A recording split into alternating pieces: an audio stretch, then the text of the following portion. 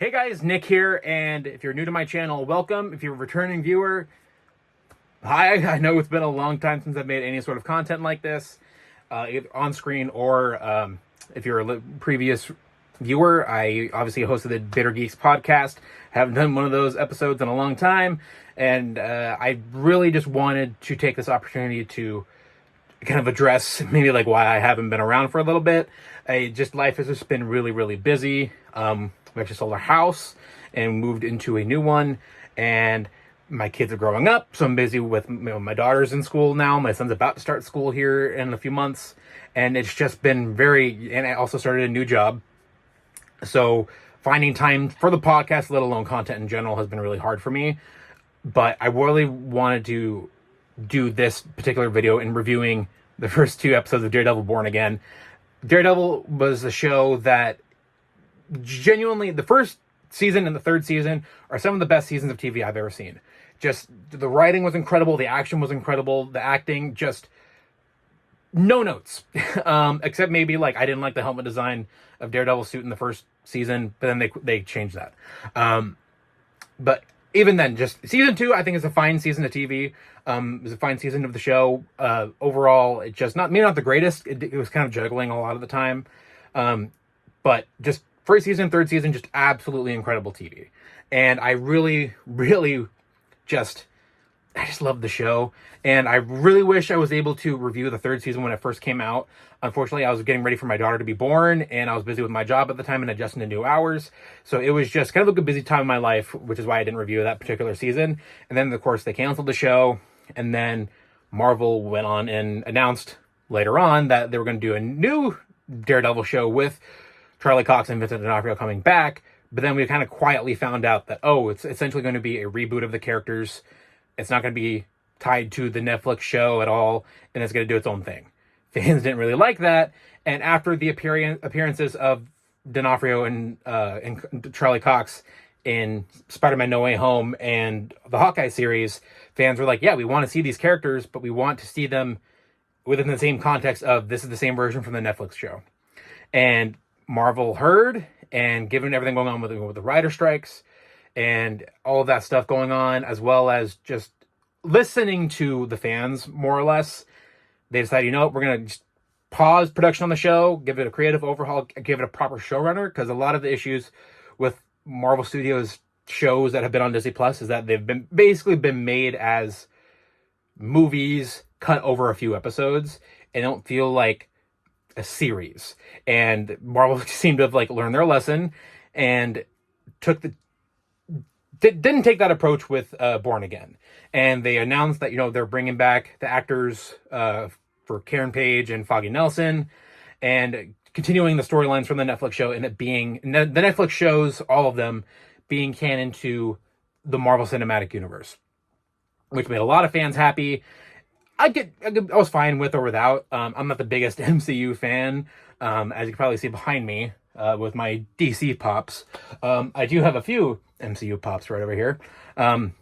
Some from the first season of Daredevil. But anyways, so I'm sure all of you watching this know the extent of the production of this show, and if not, you can probably just Google it.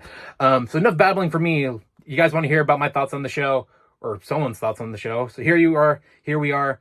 Let's do this. What a kick-ass episode of TV to start out with.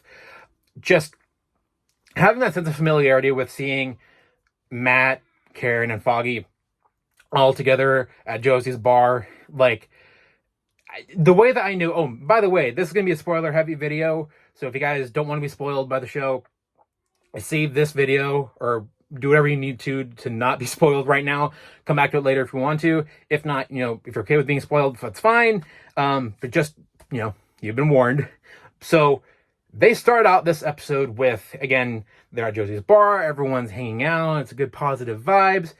Me knowing these characters and knowing where the show came from, I knew something bad was going to happen, and it happened very quickly. And Bullseye comes in, and he kills Foggy, and it leads to this incredible action sequence with Bullseye and Matt fighting on the roof, and Matt literally has taking probably close to a dozen knives from from Bullseye, and it's one of the coolest fight scenes I've seen in a long time.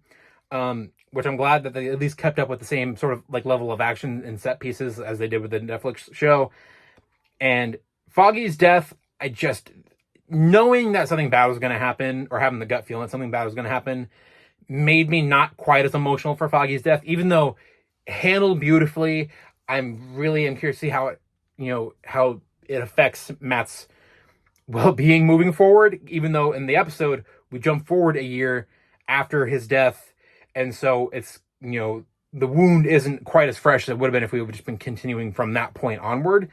And overall, I just feel like the direction that the show has started with is a really interesting one, because now that we know for sure that this is established officially again in the MCU now, whereas before, like, it was more or less confirmed to be in the MCU, but they were still vague with certain details.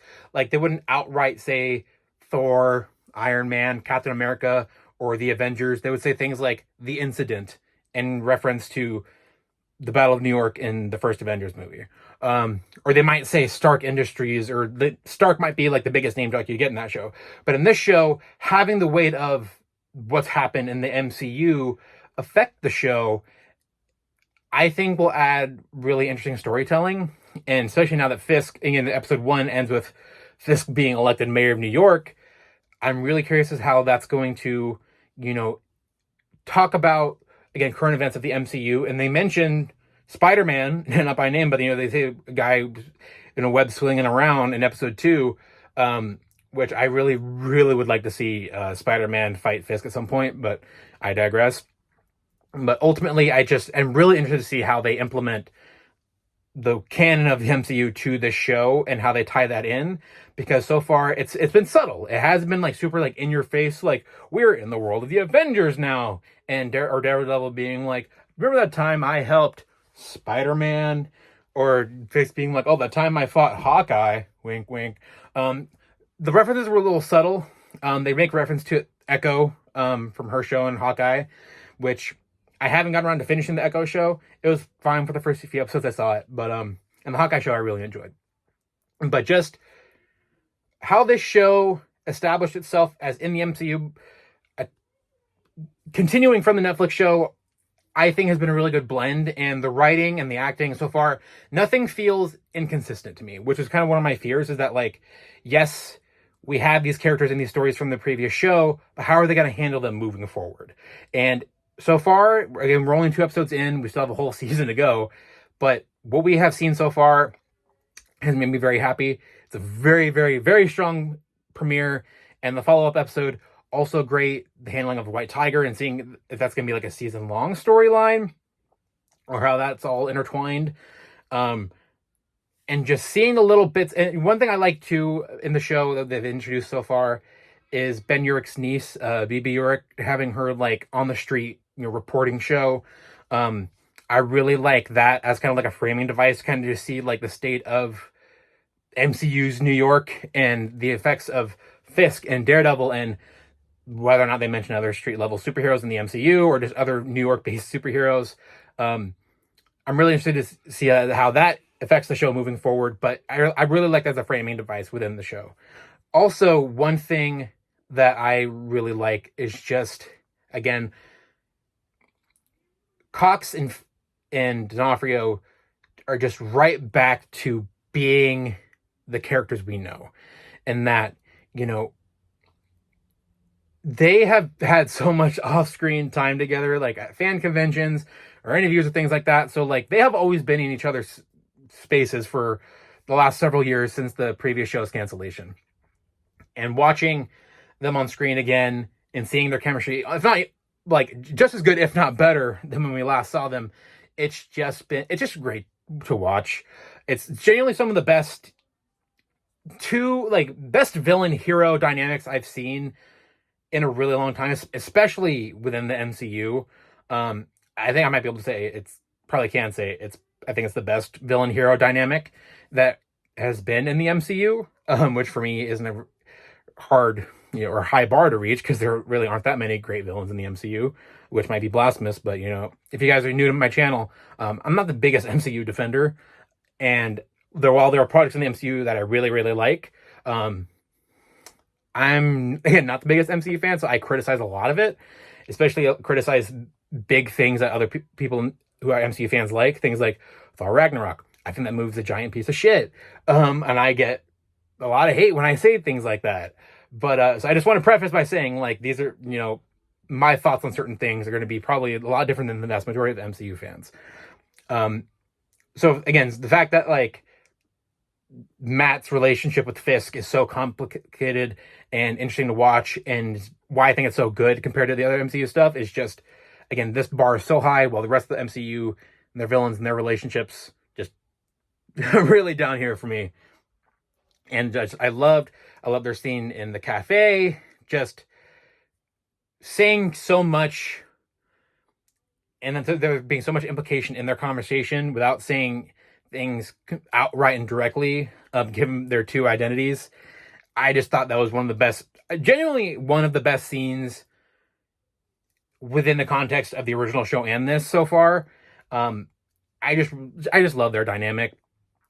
And I really, there's also not any characters that have been introduced here. Sorry if I don't exactly have the most organized thoughts. This isn't a great channel if you want, like, organized, you know, like, oh, I'm going from this point to this point to this point to this point. My thoughts and feelings kind of going everywhere. So if that bothers you, maybe this isn't the channel for you. Otherwise, you know, you're going to be getting a lot of rambling from me. My channel is essentially nerd rambling. So bear with me if you want. But just all the characters that have been introduced thus far, really fun and interesting to watch. And Matt's new love interest, even though I've always been more of a Matt and Karen shipper, I guess. I do like his new love interest. I was a little worried going in. I'm like, okay, like, do we need to see this again? But we all know, you know, Matt's kind of a slut, especially given his appearance in She-Hulk, which was kind of divisive, I guess. I really liked his appearance in She-Hulk. I thought it was a good blend of characters, and I thought his suit was fine. Took a while to grow on me. But it was just fun seeing him in an environment like that, and with the slightly more comedic tone. But I'm just always happy for more content, and I thought the content we got of him previously in She-Hulk was fine, even though, man, maybe not the best show ever. I had fun with it, but I love his appearance there. So going from that show to this, it's, you know, as much as I liked seeing him having more fun personality there, well, not saying he doesn't have fun personality in this show or the previous show, but just, I like these characters in different environments where they still feel like themselves, but it's showing, like, a different side of them. And in this show, while we go back to that, it was just nice seeing that in She-Hulk, is ultimately my point here. And just, I just really like how they've introduced these characters thus far. These first two episodes have been really great. Again, the storytelling just feels consistent with the original show. I have had a lot of fun with these two episodes. I watched them as soon as I could. I was at work last night when the first two episodes dropped. So I watched the first episode last night when I first got home. It was about midnight by the time I finished it. So I was like, you know what? I'm going to pause and wait until today to finish it. And I finished both episodes, and it's just, I'm so happy to be back with these characters. And especially with the MCU kind of being in the place that it's in currently. The MCU has been a mess, honestly, for me, for longer than it has been for most people. Just a lot of projects that I just don't personally care for, or just don't have that much energy to, like, go out and see. Like, new Captain America, I'll go out and see it probably when it goes on Disney Plus. I'm not, like, in a huge rush to see it. I haven't seen Quantumania. I haven't seen the Marvels. I haven't seen probably like half of the Disney Plus shows. So this show was probably the one thing in the MCU I was looking forward to the most, and so far it's delivered. I really hope they stick the landing with the rest of the season. And so far, it's really off to a great start. I'm going to do my best to try to get these videos out week to week, and hopefully we get something that's really worthy of continuing the Daredevil legacy. But so far, it's been really, really good, and I'm glad we're back. And yeah, it was really fun doing this video. I haven't done one of these in a really long time, and Again, I'm going to do my best to try to keep with it for the rest of the season.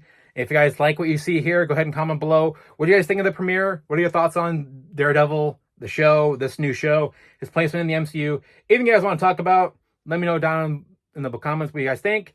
If you guys like this video, really appreciate it. If you guys are interested in any of my other previous content, go ahead and subscribe. If not, no big deal. I'm not, YouTube is my main source of income or anything like that. So feel free to do what you please with my video. All right, well, thank you guys for watching. And until next time, have a good one.